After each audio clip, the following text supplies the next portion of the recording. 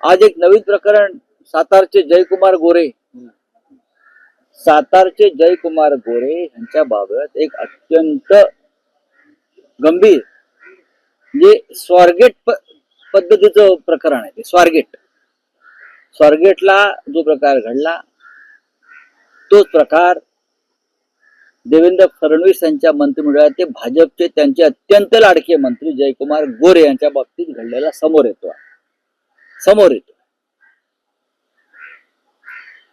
इतिहास काळातले छत्रपती शिवकाळातले सेनापती हंबीरराव मोहिते यांच्या कुटुंबातला एका स्त्रीचा,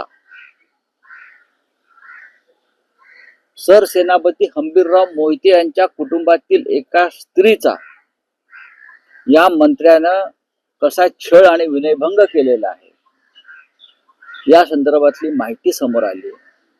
आणि ती महिला, ती अबला पुढल्या काही दिवसामध्ये विधान भवनासमोर उपोषणाला बसते अशी ती बातमी. संजय राठोड तुमच्या मंत्रिमंडळात आहे. आता हे पात्र नवीन निर्माण झालं. फडणवीस साहेबांनी त्यांच्या मंत्रिमंडळाचे पत्ते पुन्हा एकदा पिसले पाहिजे.